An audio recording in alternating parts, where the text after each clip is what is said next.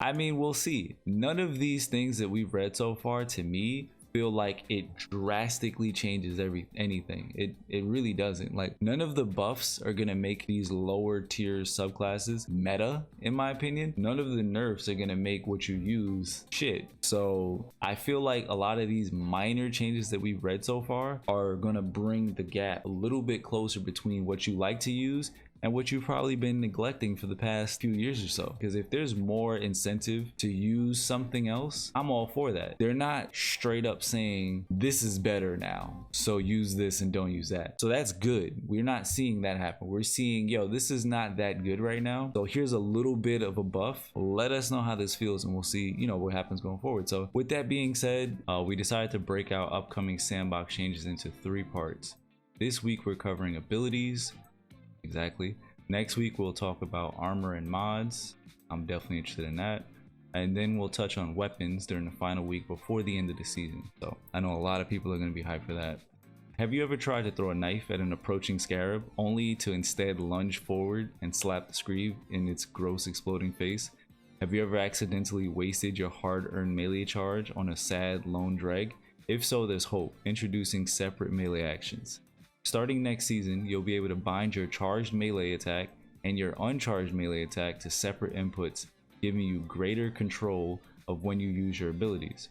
This is an opt-in feature, and these new actions will be unbound by default, so you have to actually do it yourself, but that's dope nonetheless. When you go to customize your controls, you'll see the following new entries in the action list. Auto melee is the new name for the melee action that you're used to. Your melee is context sensitive and its behavior will change based on your equipped ability and your proximity to enemies. It usually does its job well, but it will occasionally betray player intent. Charged melee is a new action that will always activate your charged melee ability upon button press, regardless of whether an enemy is in lunge range. Pressing the input when your melee ability is not fully charged will perform no action and cause the melee ability icon to flash red, similar to how the grenade ability works. And then you have the uncharged melee. That's going to be a new action that will always activate your uncharged melee even when your charged melee ability is fully charged. So these are their long-term ability plans, so stuff that we might not see, you know, in the near future, but things that they have planned ahead. So last season, Kevin Giannis, the Sandbox lead, laid out our vision for how we see subclass abilities fitting into the Destiny 2 sandbox moving forward. Our philosophy for ability design is that abilities should complement the core combat of Destiny, but not dominate it. It should enhance the game's gunplay, but not replace it. The changes we're introducing in Season 15 will help set the stage for those larger systematic ability changes. In the coming seasons, we'll be focusing on adjusting how often abilities can be used in the Crucible specifically, so please stay tuned for more info. So this is just like a way of saying they're going to be looking at abilities, how often you get your abilities, like in the Crucible and stuff like that, and really enhancing the gunplay, which is what a lot of people, you know, we've been saying that for years. The gunplay is one of the best, if not the best, part about Destiny 2. So, you know, abilities are fun. They're dope. They're a core part of the game. It's what makes Destiny Destiny. But at the end of the day, there's levels to it. And right now, I personally think that the dial is turned up a little bit too much on abilities, especially in, you know, PvP modes and stuff like that. It takes away the focus from the gunplay, which is what a lot of people have really, you know, gotten attached to. So I think there's a middle ground there that can be found. So hopefully, you know, we start to see some actions taken towards that. Yeah, they said they're introducing some stuff in Season 15 to set the stage. So, you know, hopefully next season we start to see that, the beginnings of that, and we get to, you know, see it progress going forward. So, Season 15 Ability Balance Pass. For Season 15, we prepared a slew of balance changes to raise up underperforming subclasses and tone down overperforming subclasses. Without further ado, here are the ability changes we'll be making in Season 15. Stasis Freeze. The goal of these changes is to make being frozen by stasis less frustrating. Previously, players who were frozen in the air had to wait until they hit the ground to start the breakout process. Additionally, we've shortened the window of vulnerability between breaking out of the stasis encasement and losing damage resistance it provides and getting back to weapon ready so you can fight back. So basically what they're saying here is they shorten the window that you're vulnerable between your breaking out of the stasis encasement and losing your damage resistance and getting back into the fight. So making it quicker essentially to break out, which is a good thing. You know, I mean, stasis freezes, that's what it does. But the shorter that you have to be frozen, in my opinion, the better. Like, I think freezing a player does its job in, you know, the shortest length of time. So it says frozen players can now initiate breakout while airborne, which is good. Shorten breakout animation and camera transition, good. This means that you once you decide to break out, you'll be able to fight back sooner, which is again good. Get back into the fight. Differentiated long freeze and short freeze visual treatment to make each status easier to identify. Slide.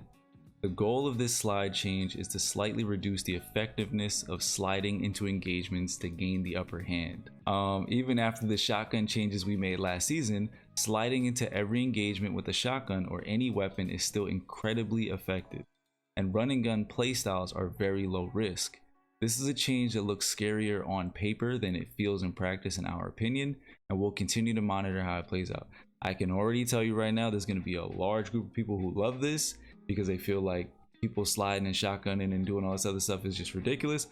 And then there's going to be another side of it where the people who invested time to master these skills and, you know, create that skill gap are going to feel like Bungie's taking away the tools that they have to, you know, increase the skill gap and flex the skills that they've put time into.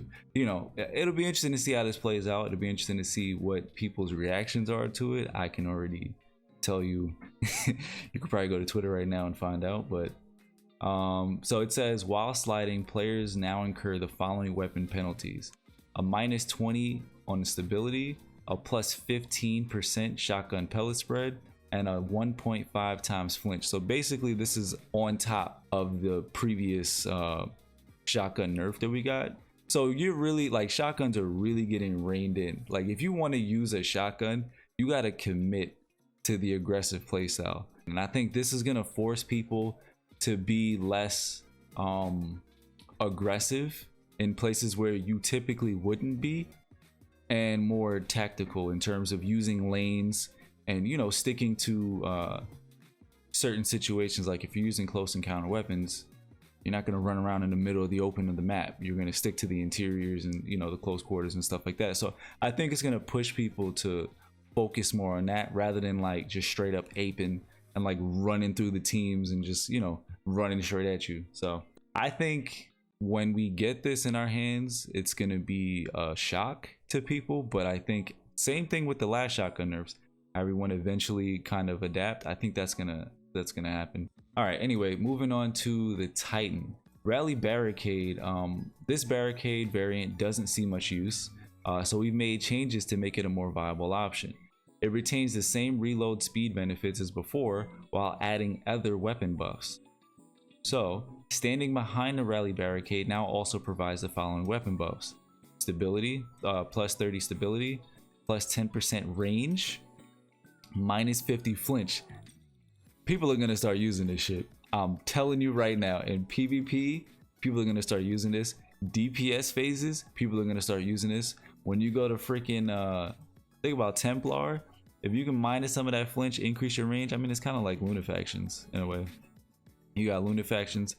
I don't know if that'll stack Lunafactions Rally Barricade, but that's pretty dope. All barricades. Currently, certain fast moving abilities allow you to speed through an enemy's barricade while taking minimal damage. The goal of this change is to make players think twice before dashing through a barricade to engage the Titan on the other side. Barricades still can't cause lethal damage, but dashing through one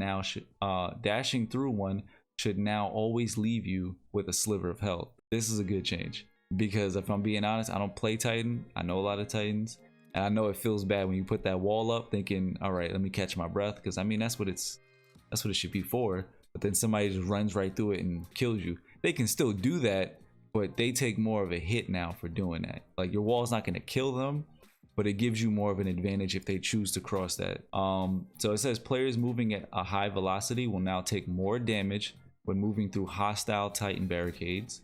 Barricades now slightly protrude into the ground to better protect the Titan's feet on uneven ground. This should reduce instances where explosions and projectiles are able to sneak through the bottom of the barricade and hit the Titan. Now the Behemoth Stasis Titan, as you may remember, midway through the last season, we released a portion of the stasis related changes originally intended for this release. And we got those stasis nerfs. That was not the whole thing, and we knew that then. Just as a reminder, we did know that then. They released it early, so these are the stasis changes that are fully intended, you know, to be coming in season 15. So we're pretty happy with the effect those changes have had on the Crucible, but some of the changes we made had a negative effect on the feel of stasis in PvE content. We've made some adjustments that should help these abilities feel better. In this case, the Cryoclasm change we made last season made it difficult to use Cryoclasm to shatter targets that you were close to. This change enables the Behemoth to shatter nearby targets even if they don't have enough space to get a running start. We also believe we overdid the movement speed nerf to Behemoth last season, which hurt the viability of Shiver Strike, especially during the Glacial Quake Super. We've increased the movement speed to make this feel better.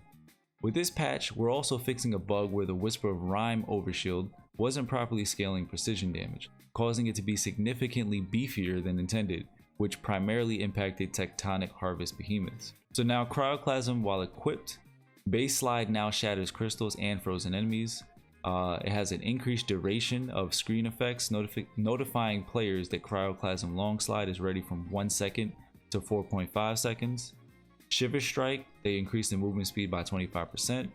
Whisper of Rhyme fixed the bug where the overshield provided by Whisper of Rhyme was not scaling precision damage correctly. So that's a little bit of a nerf, I believe. Yeah, because it was significantly beefier than intended. So that's a bit of a nerf for Whisper of Rhyme to account for the precision damage. So now Middle Tree Sunbreaker. So now we're talking about light subclasses. We are extending the throwing hammer lifespan to allow Titans more time to finish an engagement and still pick up their hammer before it vanishes. Small but dope change, I like that. We also felt it could deal more damage against orange and yellow bar enemies. Also, the new charged melee action allows you to throw your hammer point blank at an enemy, which is pretty badass. That is pretty badass. That is pretty badass. When you think about see, these are all a bunch of small changes, but together they're gonna make a huge difference, because now that you can separate your melee ability, you know, to use your uncharged and charged melee abilities, things like throwing knives, things like throwing hammers, especially with this getting a buff, that's gonna be huge for PvE and even in PvP, but that's gonna be huge. So throwing hammer, increased time before hammer explodes after hitting the ground from 6.5 to 10 seconds. That's a pretty big buff. Increased damage versus powerful PvE combatants by 50%. They gave this hammer a 50% damage buff against powerful PvE. So anything that's an orange bar or a yellow bar it's now going to do 50% more damage against that with a throwing hammer. That's pretty dope. Top and bottom tree striker. Some of the game's melee based supers are at a bit of a disadvantage in today's sandbox, so we've decided to give a few of them some love. In the future, we'll be looking at ways to reduce the disparity between melee supers and range supers in a more substantial way. Fist of Havoc. Increase slam detonation radius by 14%. Reduce slam damage fall off. Reduce slam attack activation cost from 21 to 18%. So it's a bit of a small buff. I don't think they want to go too crazy with this buff, just because we're talking about roaming supers. Like, we've been in a meta where roaming supers ran rampant, you know? So we don't want to get back to that form, but you do want them to be able to deal more significant, you know, amounts of damage in the time that they're up, you know, especially in PvE. Because in PvE, you don't think about using these supers because you're like, I'm not going to run around the map and do that. So if you give these abilities a little bit more damage, it may incentivize people to consider using them, you know, in different situations. I don't think it's going to make Fist of Havoc all of a sudden become the meta, but it makes it slightly more viable. So I think this is a pretty good change. Middle Tree Striker. This change will be balanced out by something we haven't mentioned yet. We'll say more about this in a future TWAB. Inertia rover. Wait. Inertia I can't say that word. Inertia override. Increased duration from 4 to 6 seconds. Sliding over an ammo brick now grants 20% melee energy. This change will be balanced out by something we haven't mentioned yet. Top Tree Sentinel, this is the one with the bubble. The following change refers to Warded Dawn bubble, to the Warded Dawn bubble itself, and not players inside the bubble. Currently, dropping a Ward of Dawn on top of a boss is a no-brainer because it's so effective. The goal of this change is to reduce the breadth of encounters solved by Ward of Dawn and make burly bubbles a conscious choice by the Titan. Warded Dawn, increase damage taken from the boss from 0.25 to 7x at 0 resilience. Damage taken can scale down to 0.25x based on the owner's resilience. Okay, so you need to spec into resilience to get more of a benefit? Because I mean, you pop a bubble to give your team the the weapon buff and also protect them. It's a safety measure, but now they're gonna be nerfing it against bosses pretty much, so you don't spawn it on the boss. So I mean, it's not a nerf across the board, like every enemy can destroy it, so I guess they don't want you to pop it on top of the boss. But pretty much what they're doing here is they're just saying we don't want you to pop it on top, so like pop it in the corner or some shit. So all right, let's get to the Hunter. So the Revenant, last season we reduced the radius of the silence freeze. That change has played out well, requiring the Revenant to be more precise with their silence throws. Even now, silence feels like the scarier part of the super, and we want Squall to feel more dangerous. Currently, the Squall storm is slow enough that you can kind of ignore it, or fight until it gets close and then relocate. So with this speed change, we want players to prioritize relocating when they see an appropriate approaching Squall. Additionally, Squall will now stop when it touches a boss. Okay, that's dope. That's actually pretty good, which should make it better for single target boss damage. However, there's a known issue where the Squall will not start moving again if the boss moves or dies. We hope to further improve this behavior in a future release. We feel we hit Withering Blade slightly too hard in last season's Stasis balancing. The following change should make it slightly easier to land while keeping the damage and slow duration at a reasonable spot. So Silence the Squall, they've increased the Squall movement by 20%. The Squall Storm now stops when it touches a boss, and Withering Blade increased projectile speed and tracking by 10%. So, I mean, if you like Withering Blade, it got a 10% buff. That's pretty good. Middle Tree Gunslinger, which is the blades. We'd like to give hunters a larger window to defeat burning enemies and trigger the playing with fire perk. As such, we're giving the knife trick timer a 25% buff. It's going to increase the duration from 3 to 4 seconds. Doesn't feel like a lot, doesn't sound like a lot, but should make somewhat of a difference. Again, I don't think this is going to make this meta or top tier or anything like that, but it just, these changes make these things just slightly more viable. I think after people use them and see how they feel, and the sandbox settles down again, then we'll probably revisit these. But I'm just glad they're not making, because this is going to be the discussion, right? But I'm just glad they're not making large sweeping changes to overwhelmingly shift the sandbox, because if I'm being honest, we're not in a terrible spot. There are things that can be improved, but if they go too far, they can shift the sandbox drastically, and we'll just end up in this this ever repeating cycle of nerf this, buff that, nerf this, buff that. So if they inch these things up, a little bit here, a little bit there, I think we can get to more of that middle ground a lot sooner than later than if we just swept across the board and just buffed everything. So I like these smaller, more focused changes. So Top Tree Gunslinger, this super has been through a lot. We had intentionally reduced the effective range of 6-shooter several seasons ago to balance it against Bottom Tree Golden Gun. This change was then unintentionally reverted at the same point due to an unrelated integration mishap, and then later de-reverted. Okay, that's very back and forth, but okay, they did some shit, they fucked up, they put it back, it got messed up again, but then they fixed it. All right, so in any case, we're extending the lethal range of this super a little to reduce how often it requires 2 shots to kill in a crucible, which is true. I mean, but honestly, I never really had an issue with that, because I mean, it's the weaker of the two, ranged gunslinger subclasses. So I never really had an issue with it taking 2 shots, especially because you get a shot back every time you get a kill. But I mean, we'll see. It is a buff, so I mean, can't be mad at that. But we'll see how strong that really is. So 6 shooter damage fall off now starts from 25 meters instead of 20. Arc Strider, as we previously mentioned, melee supers such as Arc Staff are struggling a bit in today's sandbox, where players move extremely fast, weapons hit extremely hard, and ranged supers handily win duels. We've extended the duration and slam range to help alleviate some of Arc Staff's shortcomings, but we'll continue to evaluate super dynamics and search for a solution that doesn't cause power creep. Additionally, Arc Staff needed a little love in high-level PvE content, which is a fact, so we've increased his damage output there, which is dope. Because Arc Strider, I just said this yesterday, I was playing Gambit. Arc Strider is dope, like it's strong when you can actually approach the boss and fight them, you know, and you're not gonna get stomped out. It's pretty dope. It's a nice subclass, but you're not gonna use it in like high-level content. Just not gonna do that. So Arc Staff, extended passive super duration from 16 seconds to 20 seconds. So that's dope. So when you're not using super, just running around, it'll last a little bit longer. Increased heavy slam detonation radius from 5 to 6 meters. Increased damage to PvE combatants by 33%. So it's getting a 33% damage buff. Top tree Arc Strider, Deadly Reach. Increased duration from 8 to 10 seconds. Bro, Deadly Reach is already really good and they're buffing that. So like, this is the thing. This subclass, if you go right now, you just play casually in PvE, do some strikes, even do some nightfalls, not GMs, not really masters or anything like that, although you could.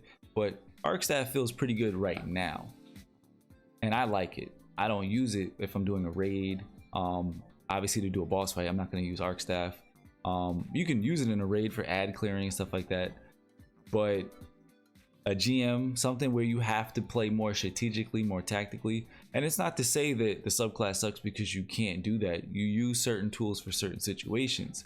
But a buff like this makes this something more appealing for players to use. You know what I mean? So again, it doesn't make this the meta, and it doesn't need to be the meta. You know what I mean? Everything doesn't need to be the meta. But now with this buff to the subclass, you're more likely, as I've been saying throughout this whole thing, but you're more likely to use these subclasses than you were before. You don't have to, they're not the best, no, but you're more likely to use them, you know, casually doing other things, events and things like that, rather than just sticking to what you always use.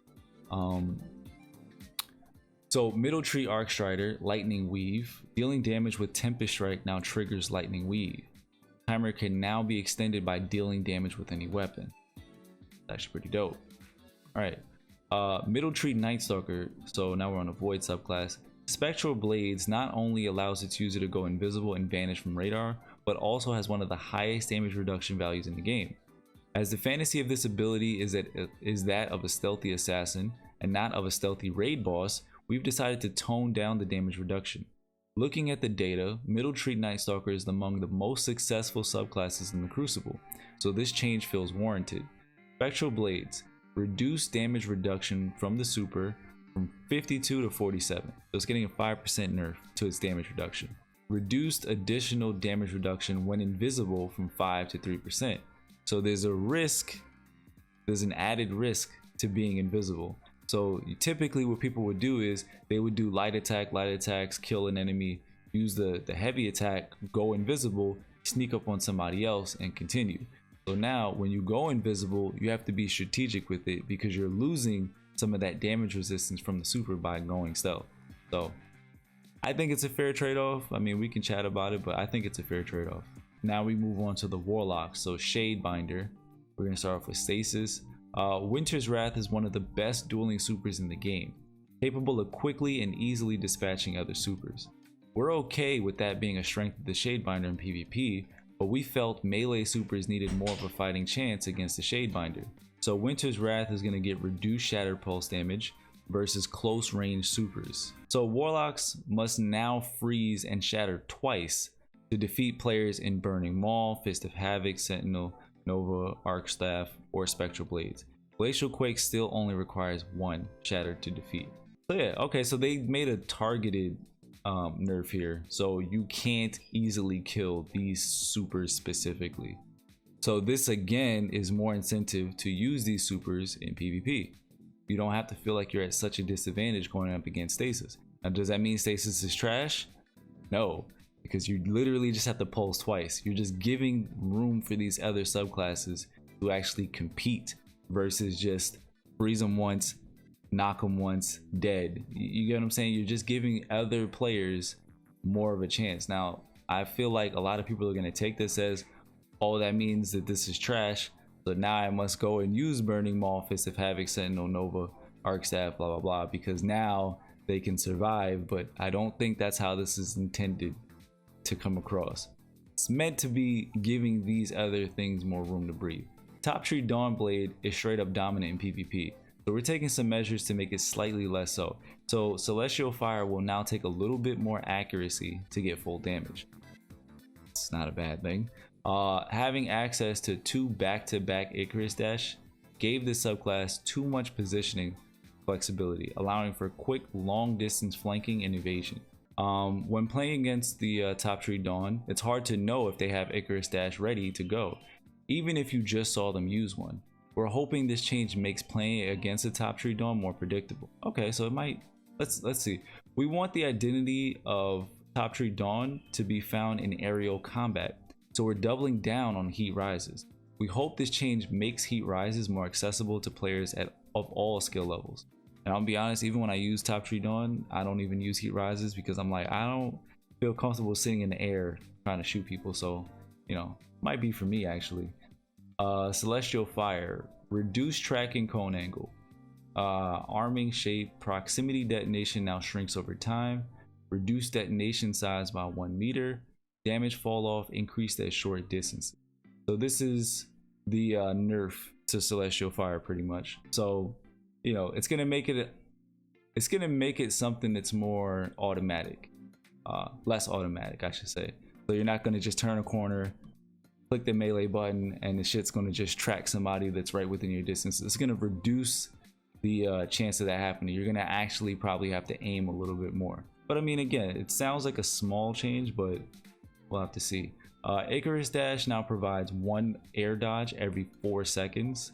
While under the effects of Heat Rises, it increases 2 dodges to 2 dodges every 5 seconds. So without using Heat Rises, it's every 4 seconds. When you use Heat Rises, you can dodge every 5 seconds. So a little bit of a nerf. So Heat Rises itself, they increase the duration from 10 to 15 seconds. That's pretty good. If you like floating in the air and shooting people, that's pretty good. Increase the time extension awarded for air kills while Heat Rises is active. The extension duration differs based on the type of enemy killed. Okay, so depending on the enemy type that you're killing while floating in the air, you'll get an extended amount of time, and that amount of time is increased now with this buff. So it also says your location now appears on enemy radar when using Heat Rises, which is good. But I'm curious about what the distance is, because I know I was playing Trials this past weekend and there was a person floating way off in the distance, like in line of sight, but way off the map, like on the side, like way off to the side. And I had no idea they were over there and I just got sniped. You know, good on him, you know, him or her for taking advantage of their abilities and, you know, finding me and taking me out. But I was just like, bruh, I had no, like, I'm not considering that I have to check the skies on the outside of the map when I'm playing. You know what I mean? Like, that's not going through my mind while I'm playing. So knowing that, obviously I need to have that knowledge, but having the ability to now have these enemies pop up on the map, you know, it's a good change. So Middle Tree Dawnblade, this is the ward. This is the Well of Radiance. So people have been asking for nerfs for years now. Nerf Well of Radiance, nerf it. I don't know, let's see. So they said, like Ward of Dawn, dropping a well on certain bosses is a no-brainer because it's so effective. The goal of the below changes is to reduce the breadth of encounters solved by Well of Radiance and make burly wells a conscious choice by the Warlock. Additionally, we'd like to make Well of Radiance more effective in a Crucible. What? Let me just keep reading. You will have more survivability while in a well, and you won't be able to be frozen or slowed by stasis users. Okay, so they're using it to counter stasis, making this tree a solid choice when facing off against stasis. The well sword can be frozen and shattered, but it takes multiple freezes and shatters before being destroyed.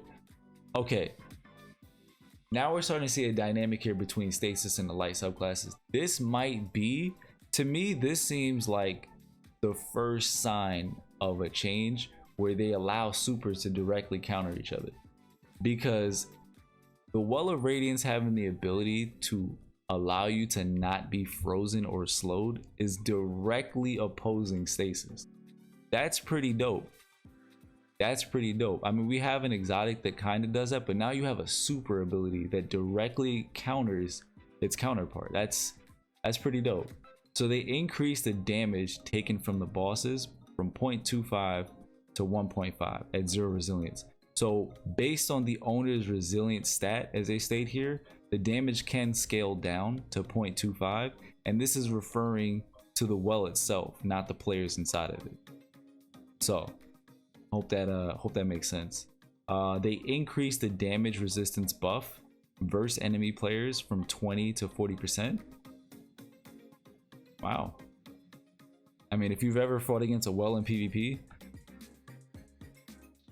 I don't know how difficult it is to kill a person who's standing in a well in PvP, but they're definitely going to be harder to kill now. Are they getting a damage resistance buff from 20 to 40%? All right. Players inside Well of Radiance are now immune to Stasis, Freeze, and Slow. The Well Sword can now be frozen and shattered by Stasis, but as he stated here, it takes multiple freezes and shatters to be destroyed. So Gilding Flame, they increased, Guiding Flame, I'm sorry. They increased the duration from 7 to 10 seconds, and they also increased the damage buff from 20 to 25%. So let me see. Bottom Tree Dawn felt lackluster. Yeah, people don't really use it.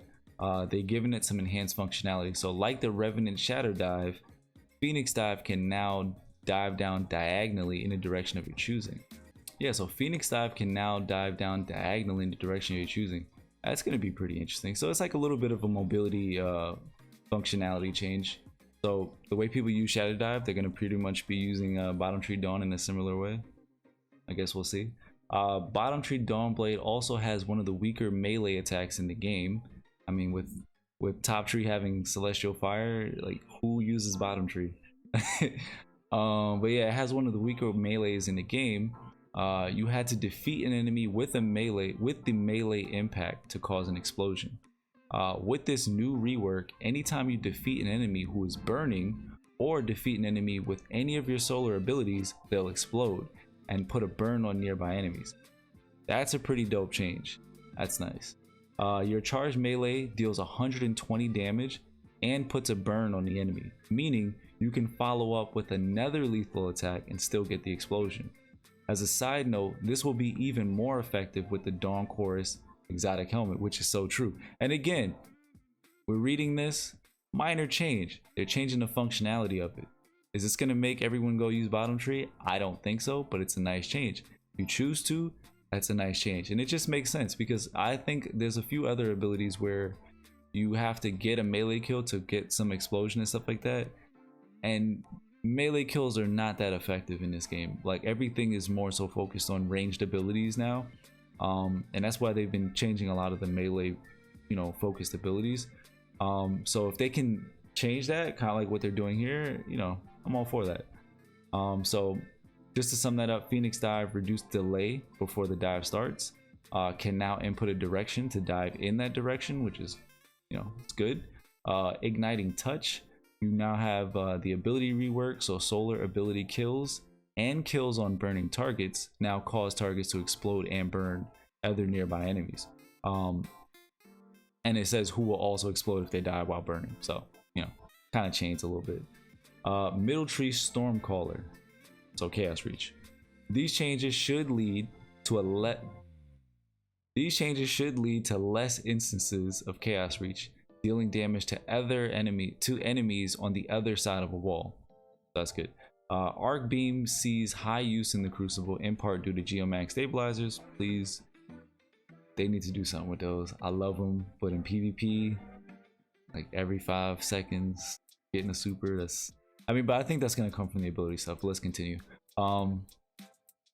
So yeah, Arc Beam sees high use in the Crucible in part due to Geomag stabilizers and is often used as a shutdown super. In future seasons, we'll be looking at Arc Beam to make sure it's not too easy to use in the Crucible. So we're not going to see anything right now, it looks like. They increased the beam environment collision size to better match collision size with damage size. Reduce the beam damage radius in PvP by 20%. Reduce the beam endpoint sphere radius in PvP by 33%.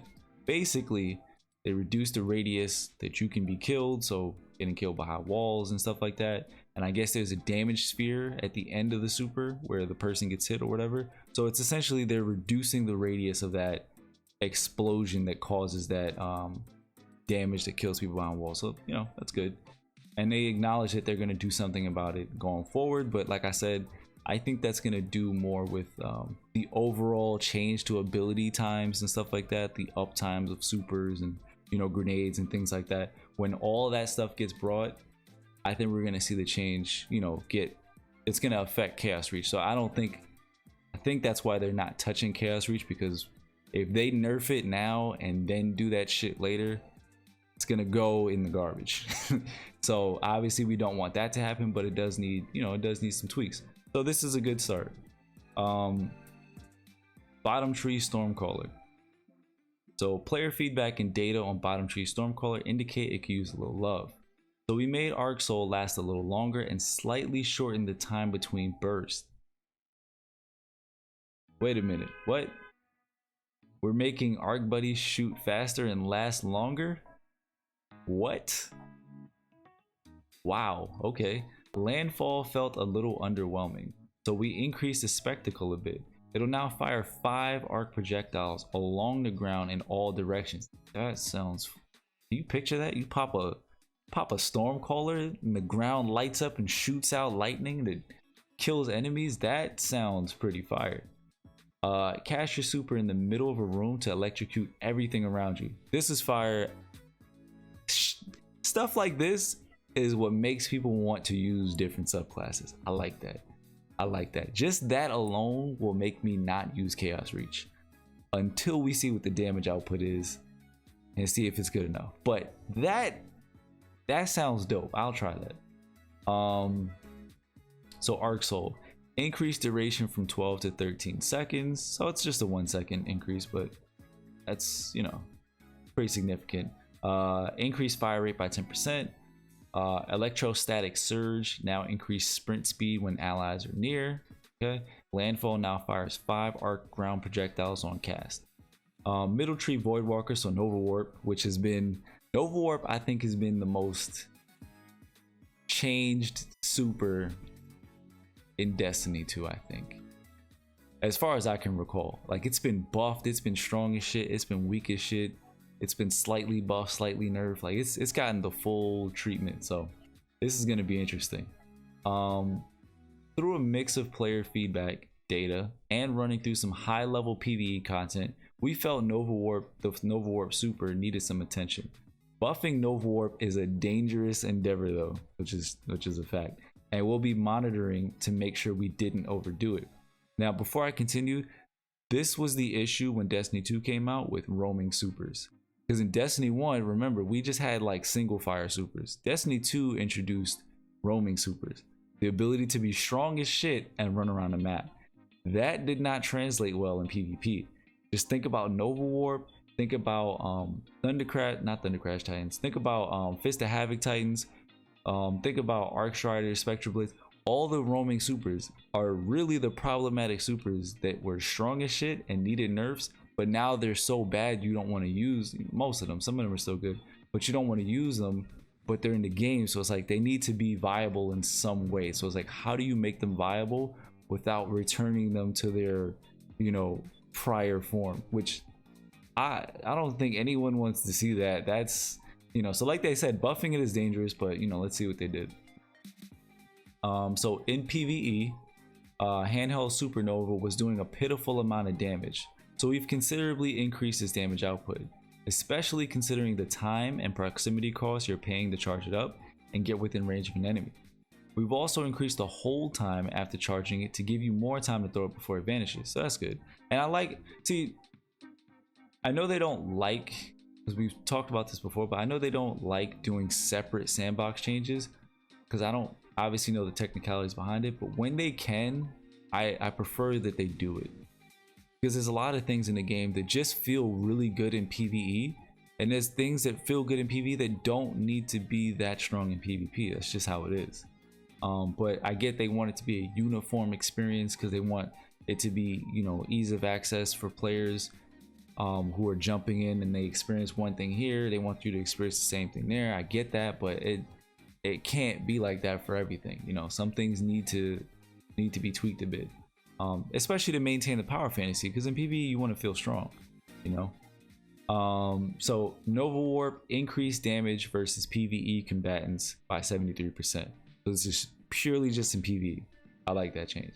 That's a big ass buff. No longer slows movement speed while charging or charged. That's good, but we'll see about, because this is not specifically in PvE, so you're now going to be quicker in PvP when you're charging or you're charged. So we'll see how that is. Now detonates on cast. Okay. Oh, so when you cast Nova Warp, you detonate. So there's an initial explosion of Nova Warp when you cast it. Okay, that's interesting. Handheld Supernova, increased damage versus PvE combatants by 100%. Like that change. Increased the hold time from 2.5 to 3.2 seconds. I think that with these changes, you're definitely going to see people using Nova Warp in PvP. It's going to happen. No more reduced slow speed. You detonate on cast. You've increased the hold time of Handheld Supernova. People are going to use this. I'm just saying. But they said we've omitted some minor changes and bug fixes from this list to avoid bogging down the TWAB any more than we already have. For the full list of ability changes, be sure to check out the patch notes when season 15 launches, which is on August 24th. While this season's changes are focused on balancing the power output of specific abilities, we're hard at work on system level changes that will enable us to create a healthier balance between abilities and gunplay. We hope to share more about those changes in the future. This is a significant sentence that I hope, you know, if no one sees it from me, I hope people talk about this part, because this sentence right here means a lot. While this season's changes are focused on balancing the power output of specific abilities, they're working on system level changes that will enable them to create a healthier balance between abilities and gunplay. Essentially, this is fixing the system. I'm speculating, but what it sounds like to me is they're fixing the system that allows them to update and create these different abilities and, you know, how they interact with the sandbox. They're fixing that system to make it easier for them to update and make these changes and, you know, balance these things between your abilities and the gunplay in various sandboxes, because the sandbox is always changing. You know what I mean? And if your tools are out of date, which is, you know, what you've been using since, I'm going to assume, Destiny 2 launch, if those are out of date and we've already experienced how those updates go, but you want to now, you know, update things at a faster pace or, you know, more proactively, especially with the Destiny content vault. That was the whole point of it being implemented. You implement the Destiny content vault so that you can now make these changes, balance the game, maintain the health of the game, you know, and be more proactive in the seasonal structure that they're trying to establish going forward. You want to do all those things, you got to update the tools. So they're working on system level changes that are going to allow them to create that healthy balance between abilities and gunplay. So hopefully what we end up seeing is a better balance between, you know, gunplay and abilities, where gunplay is more the focus. Abilities don't take a backseat or get thrown in the trash, but, you know, you'll have your abilities when you need them, but the main point of the game is gunplay. You know what I mean? We can debate all day about what matters more, abilities, gunplay, whatever the case is. At the end of the day, you have Mayhem for a reason.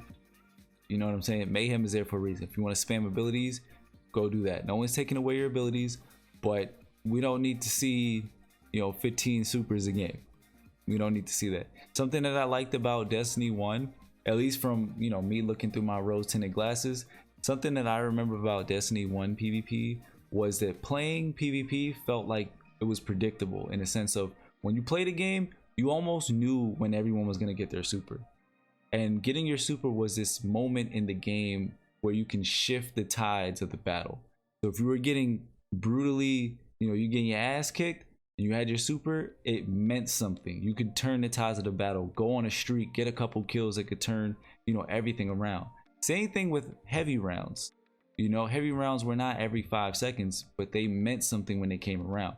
It's like getting the power ammo. You shifted the tides. That's something that I think I miss the most in Destiny 2, because everyone just has everything at every time, and that's partly due to the sandbox, because you can reduce ability recharge times. You have all these ability stats, and you have exotics and all this other stuff that's dope. It really brings out that power fantasy, but at the same time, too much of it really just ruins the balance of the game. So I hope to see this healthier balance come about with these changes. It's been a year and a half now since they introduced the Destiny content vault, and they've been restructuring the foundation of the game. So we've already seen a lot of these updates coming out more frequently than we've had in the entirety of Destiny 2. We've seen more updates, more sandbox updates in the last season than we have in a while. So things are changing, things are getting better. It may not feel that way because it feels like it's been forever, it's taken so long. You can debate that, you can be mad at it, whatever the case is, but at the end of the day, the way I'm looking at it, it's happening now. So you either get on or you get off. Choice is yours. I'm riding out. But just to pretty much sum it up, like I said, it's a lot of minor changes, buffs and nerfs to underutilized subclasses and overused abilities. And the way that I view it is, don't view it as buff means this is now the best and nerf means this is now the worst. These changes are bringing the best and the worst closer together. That's all this is doing. There's a lot of things in this game that people don't really use. There's a lot of things in this game that people use a lot. So when it gets nerfed, it comes down this much. And the thing that's bad comes up this much. That good thing is still really good. The bad thing just got slightly better and the gap just gets closed. So I don't think there's anything wrong with that. I'm definitely looking forward to it. I don't think anything that they change with the light subclasses is gonna make any of them meta. The only one I'm really, and they mentioned it, I'm gonna keep an eye on is the Nova Warp change. I don't think it's gonna break the game, but I definitely think you're gonna see people using it. I really like the change to Rally Barricade, because I think it definitely is underutilized. It should be used a lot more often in PvE, like the same way we used it before. There's nothing wrong with using it like that now. It didn't stop working, but the fact that they added some extra buffs on top of that is just a plus. You got the changes, the buffs. A lot of the Stasis subclasses got buffs, to their abilities and stuff that got nerfed in the first go around. So some of those things got buffed. Light subclasses got reworks to abilities. Middle Tree Sunbreaker Titan got a buff to the throwing hammer, which is dope. I can't wait to use that. Yeah, a bunch of other ones got buffs. The Arc Strider got buffed. I definitely want to try that out because, like I said, I like using that in PvE. I don't think any of these changes are going to make you want to main these in the toughest content like GMs and stuff, but you're more likely to consider it. I think you're going to see people start using them. But eventually, like all the sandbox changes, once they come out, people are going to try them or they're not. But the sandbox is going to mellow itself out eventually. Like, you're not going to get a good impression of is the sandbox good or not in the first day or so. Like, give it a few weeks, and then is when you're going to actually see the data kind of come through and really get a good picture of, like, was it good, was it not, So that's why, like, a lot of times people are like, oh no, this was a bad change, it was a good change. Like, bro, it just came out yesterday. Like, just give it some time. So that's the way I'm going to be approaching this. That's just my 2 cents on it. I like some of these changes. Some of them are questionable. Some of them I'm like, oh, okay, well, I guess we'll see. But for the most part, I think they're good minor changes to, again, close the gap in the sandbox. Because I honestly think the sandbox is in a pretty good spot right now. I don't think it's too bad. There's a few things here and there, but I think the sandbox is fine. But yeah, overall, I like it. I'm looking forward to next week's TWAB with the armor and mods and whatever else comes in the future. We got the Witch Queen reveal coming up at the end of the month. Yeah, August 24th. So yeah, that's gonna do it for this. I just wanted to get on here, quickly read the TWAB. I'm gonna upload and edit this to YouTube, you know, for the channel and whatnot. And yeah, appreciate you guys watching, and I will catch you on the next stream, next YouTube video. See you on Twitter, join the Discord, all that good stuff. Yeah, I'll catch you guys later. Peace.